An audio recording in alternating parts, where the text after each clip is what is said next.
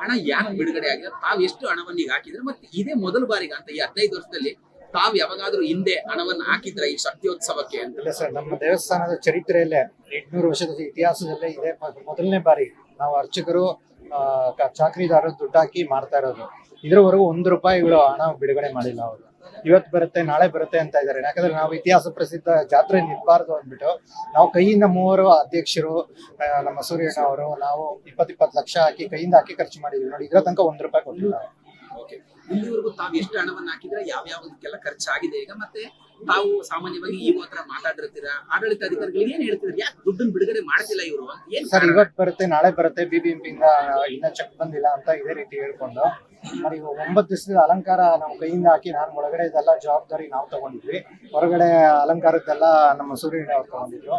ಮಿಕ್ಕಿದ ಚಾಕರಿದಾರಣ, ಪೂಜೆ ಸಾಮಾನು ಇದಗಳೆಲ್ಲ ಮೇಲ್ಖರ್ಚುಗಳೆಲ್ಲ ನಮ್ಮ ಅಧ್ಯಕ್ಷರು ನೋಡ್ಕೊಂಡಿದ್ದಾರೆ.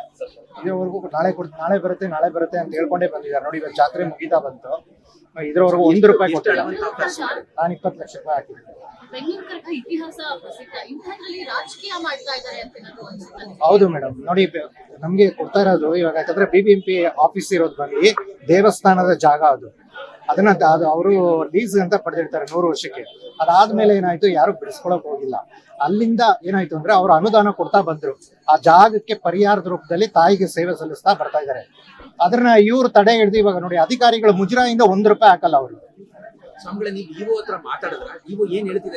ಸರ್, ನಾಳೆ ಬರುತ್ತೆ ಅಂತಾರೆ, ತಪ್ಪಿಸ್ಕೊಂಡು ತಿರುಗ್ತಾ ಇದ್ದಾರೆ, ಕೈಗೆ ಸಿಗಲ್ಲ. BBMP ಕಮಿಷನರ್ ಆಗಿರ್ಬೋದು, ಜಿಲ್ಲಾಧಿಕಾರಿಗಳು ಅಥವಾ ಬೇರೆ ಯಾರಾದ್ರೂ ಜೊತೆಗಾರ ತಾವು ಮಾತಾಡಿದ್ರೆ, ಯಾಕಂದ್ರೆ ಸಾಮಾನ್ಯ ತಮ್ಗೆಲ್ಲರೂ ಕೂಡ ಗೊತ್ತಿರ್ತಾರೆ, ಈಗ ಮಾಡಿದ್ರೆ ಕರಗ ಶಕ್ತಿಯೋತ್ಸವ ನಡೀಲಿಕ್ಕೆ ಸಮಸ್ಯೆ ಆಗೋದಿಲ್ವಾ? ಹೌದು ಸರ್, ಇದು ಮುಂದೆ ನಾವು ನಡ್ಸಕ್ ಆಗಲ್ಲ. ನನಗೆ ಗೊತ್ತಿರುವಂತೆ ತಾವು ಮಾತಾಡಿದಂಥದ್ದು ಇದೇ ಮೊದಲ ಬಾರಿಗೆ, ನಾವು ಕೂಡ ನಿಮ್ಮನ್ನು ಮಾತಾಡಿದಂಥದ್ದೇ ಮೊದಲ ಬಾರಿಗೆ ಅಂತ ಅನ್ಕೊಳ್ತೀನಿ. ಈ ತರ ಆದ್ರೆ ಇದು ತುಂಬಾ ಕಷ್ಟ ಆಗುತ್ತೆ ಸರ್, ನೋವಿನ ಸಂಗತಿ. ಇತಿಹಾಸ ಪ್ರಸಿದ್ಧ ಜಾತ್ರೆಯಲ್ಲಿ ಈ ತರ ಗೊಂದಲ ಸೃಷ್ಟಿ ಮಾಡ್ತಾರೆ. ಯಾರು ಇದನ್ನ ಮಾಡಕ್ ಹೊರಟಿದ್ದಾರೆ, ಏನ್ ಕಾರಣ, ಯಾಕೆ ಈ ತರ? ನಮಗೆ ಗೊತ್ತಿಲ್ಲ ಸರ್ ಯಾರಂತ.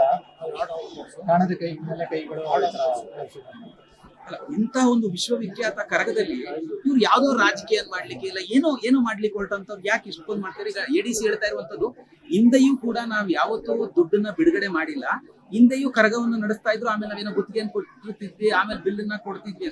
ಈ ಬಾರಿ ಅದನ್ನು ಕೂಡ ಮಾಡ್ತಿಲ್ಲ, ಯಾಕೆ? ಸರ್, ಮಾನ್ಯ ಉಚ್ಚ ನ್ಯಾಯಾಲಯದಲ್ಲಿ ತೀರ್ಮಾನ ಆಗಿದೆ. BBMP ಇಂದ ಏನು ₹1.25 ಕೋಟಿ ಸ್ಯಾಂಕ್ಷನ್ ಆಗಿದೆಯೋ ಅದು ಒಬ್ರೆ ಹ್ಯಾಂಡಲ್ ಮಾಡ್ಬೇಕು ಅಂತ. ನಮಗ್ ಬಂದಿರೋ ಮಾಹಿತಿ ಪ್ರಕಾರ DC ಅವರು ಕೇಳ್ದೆ ಮಾಡ್ಬೇಡ, ನನ್ನ ಅಕೌಂಟ್ ಹಾಕು ಅಂತ ಈ ತರ ತೊಂದರೆ ಕೊಡ್ತಾ ಇದ್ದಾರೆ BBMP ಕಮಿಷನರ್ ಅವರಿಗೆ. ತಾವೇನಾದ್ರು ಮಾತಾಡಿದ್ರೆ ಸ್ವಾಮಿಗಳು? ಇಲ್ಲ ಸರ್, ಸ್ವಾಮಿಗಳು ಮಾತಾಡಕ್ಕೆ ತುಂಬಾ ನೋವಿನ ಸಂಗತಿ, ತುಂಬಾ ಬೇಜಾರಾಗ್ತದೆ. ಯಾಕಂದ್ರೆ ಒಂದು ಇತಿಹಾಸ ಪ್ರಸಿದ್ಧ ನಮ್ಮ ನಾಡ ಹಬ್ಬ ಇದು. ಮೈಸೂರು ದಸರಾ ಬಿಟ್ರೆ ಬೆಂಗಳೂರು ಕರಗ ಅಂತ ಹೆಸರುವಾಸಿ, ವಿಶ್ವವಿಖ್ಯಾತ ಅಂತ ಬೆಂಗಳೂರು ಕರಗದಲ್ಲಿ ಈ ತರ ಒಬ್ಬ ಅಧಿಕಾರಿಗಳು, ಈ ತರ ದೊಡ್ಡ ಅಧಿಕಾರಿಗಳು ಈ ತರ ಬೇಜವಾಬ್ದಾರಿಯಿಂದ ನಡ್ಕೊಳ್ತಾ ಇದ್ದಾರೆ.